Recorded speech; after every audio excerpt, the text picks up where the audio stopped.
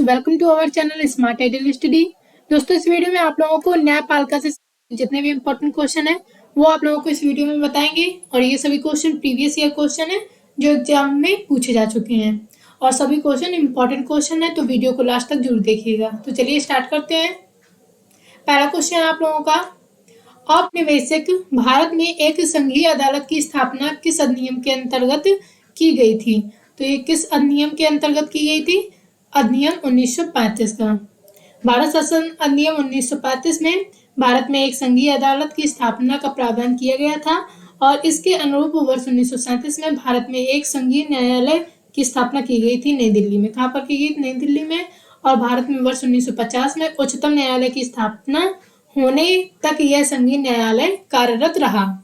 तो किस अधिनियम द्वारा की गई थी? 1935 के अधिनियम के द्वारा। अगला प्रश्न आप लोगों का, भारतीय उच्चतम न्यायालय के न्यायाधीशों की नियुक्ति कौन करता है? तो भारतीय उच्चतम न्यायालय के जो न्यायाधीशों की नियुक्ति करता है वो कौन करता है? राष्ट्रपति।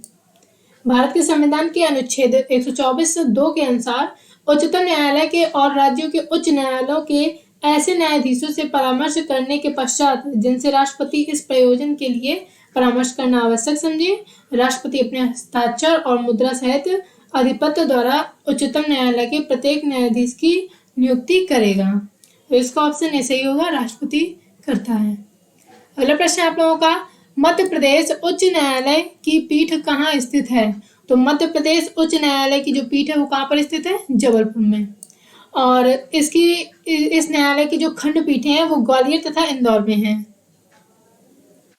अगला प्रश्न आप लोगों का, सर्वोच्च न्यायालय के न्यायाधीश किस आयु में सेवानिवृत्त होते हैं? तो सर्वोच्च न्यायालय के जो न्यायाधीश हैं वो किस आयु में सेवानिवृत्त होते हैं? 65 वर्ष की आयु में। 65 वर्ष की आयु में ये सेवानिवृत्त होते हैं सर्वोच्च न्यायालय के न्यायाधीश। अगला प्रश्न आप लोगों का, निम्नलिखित में से एक कौन सी रिट ऐसी है? निम्नलिखित में से एक कौन सी रिट ऐसी है जो केवल किसी सरकारी पदाधिकारी के विरुद्ध लागू की जा सकती है? तो कौन सी रिट है? यहाँ पर रिट होगा। वो कौन सी रिट है जो कि केवल सरकारी पदाधिकारी के विरुद्ध लागू की जा सकती है? तो वो कौन सी होती है? परमादेश। परमादेश रिट केवल सरकारी पदाधिकारी के विरुद्ध लागू की जा सकती है। तो इसका ऑप्शन भी सही होगा। अगला प्रश्न आप लोगों का, भारत के उच्चतम न्यायालय को कौन से अधिकार क्षेत्र प्राप्त हैं? तो भारत के उच्चतम न्यायालय को कौन से अधिकार क्षेत्र प्राप्त हैं? मूल, अपीली और परामर्शदायी अधिकार क्षेत्र ये प्राप्त हैं भारत के उच्चतम न्यायालय को।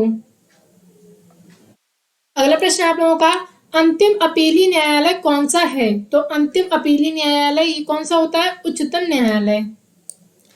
अंतिम अपीली न्यायालय उच्चतम न्यायालय होता है।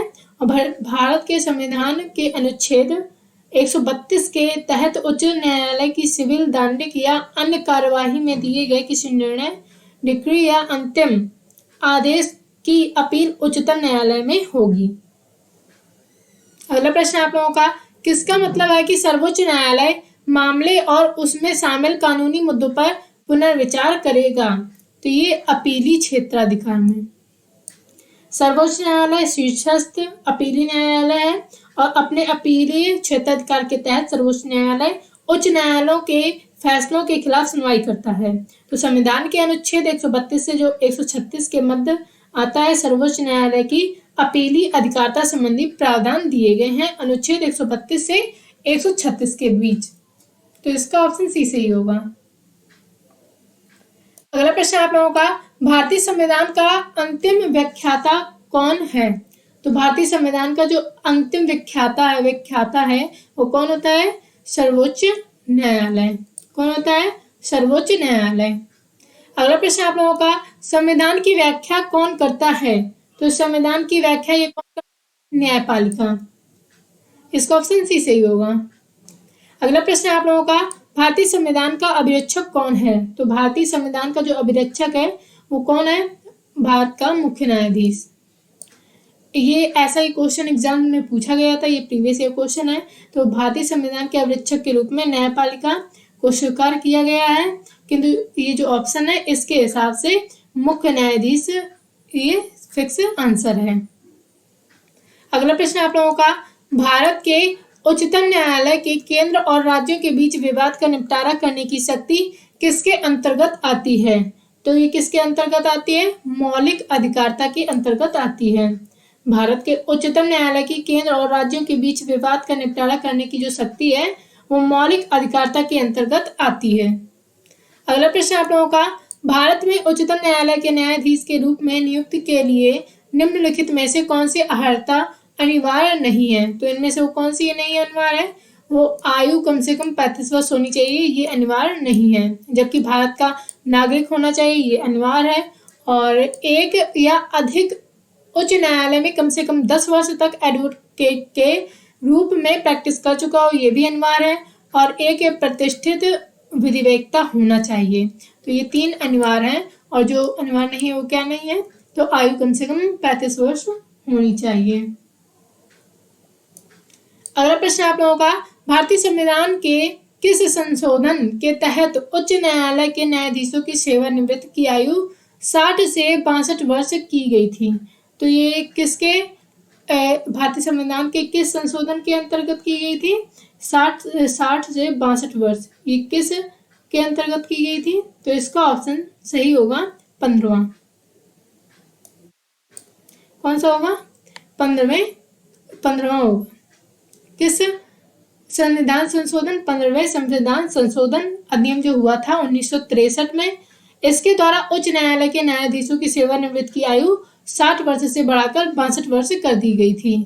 अगला प्रश्न आप लोगों का, उच्चतम न्यायालय के सेवानिवृत्त न्यायाधीशों के लिए कहां पर वकालत करने की मनाही है? तो कहां पर नहीं कर सकते हैं? भारत के किसी भी न्यायालय में। उच्चतम न्यायालय के जो सेवानिवृत्त न्यायाधीशों को किसी भी भारतीय उच्च न्यायालय में वकालत करने की मनाही है। अनुच्छेद 124(7) के अनुसार उच्चतम न्यायालय का न्यायाधीश भारत के राज्य क्षेत्र के भीतर किसी न्यायालय या किसी प्राधिकारी के समक्ष प्रैक्टिस नहीं करेगा। अगला प्रश्न आप लोगों का, उच्च न्यायालय के सेवानिवृत्त न्यायाधीशों को वकील के रूप में काम करने की अनुमति कहाँ नहीं है? तो उस उच्च न्यायालय में जिसमें वह सेवानिवृत्त हुआ है उसमें उसे अनुमति नहीं है। तो इसका ऑप्शन डी सही होगा। अगला प्रश्न आप लोगों का, राज्य के लिए एक निर्वाचन याचिका का निर्णय करने का अधिकार किसको है? तो राज्य के लिए एक निर्वाचन याचिका का निर्णय का अधिकार ये उच्च न्यायालय को। किसको है? उच्च न्यायालय को। भारतीय संविधान के अनुच्छेद 327 के अनुसार लोक प्रतिनिधित्व अधिनियम के अधीन निर्वाचन संबंधी समस्त विवादों के निपटारे की जो शक्ति होती है वो उच्च न्यायालय में निहित होती है। अगला प्रश्न आप लोगों का, न्यायपालिका द्वारा बनाए गए कानून को क्या कहते हैं? तो न्यायपालिका द्वारा बनाए गए कानून को निर्णय विधि कहते हैं। क्या कहते हैं? निर्णय विधि। न्यायपालिका द्वारा बनाए गए कानून को क्या कहते हैं? निर्णय विधि कहते हैं। धीरे धीरे इस प्रकार की विधि अपना स्थान बना लेती है तथा अन्य मामलों में निर्णय देने में इनका प्रयोग किया जाता है। अगला प्रश्न आप लोगों का, सबसे पहले किस उच्च न्यायालय ने यह घोषणा की थी कि बंद असंवैधानिक है? तो ये बंद जो है ये असंवैधानिक, ये सबसे पहले किसने कहा था? केरल ने। सर्वप्रथम 1997 में भरत कुमार के परीक्षा बनाम केरल राज्य के मामले में केरल उच्च न्यायालय द्वारा बंद को असंवैधानिक घोषित किया गया था, जिसकी सर्वोच्च न्यायालय ने भी पुष्टि की थी। अगला प्रश्न आप लोगों का, उच्चतम न्यायालय ने किस मामले में मौलिक अधिकारों की प्रमुखता राजनीति के निर्देशक सिद्धांतों के ऊपर स्थापित की थी? तो ये गोलकनाथ का जो मामला है, गोलकनाथ बनाम पंजाब राज्य, ये 1967 के मामले में उच्चतम न्यायालय द्वारा मौलिक अधिकारों को नीति निर्देशक सिद्धांतों के ऊपर वरीयता प्रदान की गई थी। अगला प्रश्न आप लोगों का, निम्नलिखित में से मूल अधिकारों का संरक्षक कौन है? तो कौन है? न्यायपालिका। मूल अधिकारों का संरक्षक कौन होता है? न्यायपालिका। अगला प्रश्न आप लोगों का, उच्च न्यायालय के न्यायाधीशों को उनका कार्यकाल समाप्त होने से पहले ही अक्षमता या शुद्ध कदाचार के आधार पर उनके कार्यकाल से किसके द्वारा हटाया जा सकता है? तो ये किसके द्वारा हटाया जा सकता है? संसद के दोनों सदनों की सिफारिश पर राष्ट्रपति द्वारा इसे हटाया जाता है। उच्च या उच्चतम न्यायालय का कोई भी जो न्यायाधीश है अपने पद से तब तक नहीं हटाया जा सकता है जब तक कि सिद्ध कदाचार अथवा असमर्थता के आधार पर हटाए जाने के हेतु प्रत्येक सदन की समस्त सदस्य संख्या के बहुमत द्वारा और उपस्थित तथा मत व्यक्त करने वाले सदस्यों के कम से कम 2/3 2/3 जो बहुमत है उसके द्वारा समर्थित समावेदन संसद के प्रत्येक सदन से के उसी सत्र में राष्ट्रपति के समक्ष रखे जाने पर राष्ट्रपति ने आदेश न दे दिया हो। जब तक राष्ट्रपति आदेश न देते तब तक नहीं किया जा सकता है। अगला प्रश्न आप लोगों का, भारतीय संविधान के न्यायिक पुनरीक्षण किस पर आधारित हैं? तो भारतीय संविधान के जो न्यायिक पुनरीक्षण है ये किस पर आधारित है? विधि द्वारा स्थापित प्रक्रिया पर। अगला प्रश्न आप लोगों का, भारतीय संविधान के किस अनुच्छेद के अंतर्गत केंद्रीय प्रशासनिक अधिकरण कैट के निर्णय को उच्चतम न्यायालय में चुनौती दी जा सकती है? तो ये 323A संविधान के अनुच्छेद 323A अधिकरण संबंधी उपबंध करता है और इस अनुच्छेद के अंतर्गत केंद्रीय प्रशासनिक अधिकरण जो कि कैट के निर्णय को उच्चतम न्यायालय में अनुच्छेद 136 के तहत चुनौती दी जा सकती है। अगला प्रश्न आप लोगों का, जिला न्यायालयों के न्यायाधीशों की नियुक्ति किसके द्वारा की जाती है? तो जिला न्यायालयों के न्यायाधीशों की नियुक्ति ये राज्यपाल के द्वारा की जाती है। किसके द्वारा की जाती है? राज्यपाल के द्वारा। अगला प्रश्न आप लोगों का, नेशनल ग्रीन ट्रिब्यूनल किससे संबंधित मामलों को देखता है? तो ये पर्यावरण संरक्षण और वन संरक्षण के मामलों को देखता है नेशनल ग्रीन ट्रिब्यूनल। इसकी स्थापना कब हुई थी? 2010 में राष्ट्रीय हरित अधिनियम के द्वारा की गई थी 2010 में। और नेशनल ग्रीन ट्रिब्यूनल पर्यावरण संरक्षण और वन संरक्षण में से संबंधित जो मामले होते हैं उसको देखता है। अगला प्रश्न आप लोगों का, लक्षद्वीप का उच्च न्यायालय भारत के किस राज्य में स्थित है? तो जो लक्षद्वीप का उच्च न्यायालय है वो कहाँ पर स्थित है? केरल में। तो इसका ऑप्शन डी सही होगा। अगला प्रश्न आप लोगों का, भारत में कितने स्तरों पर अदालतें होती हैं? तो 3 स्तर पर होती हैं। कितने स्तर पर?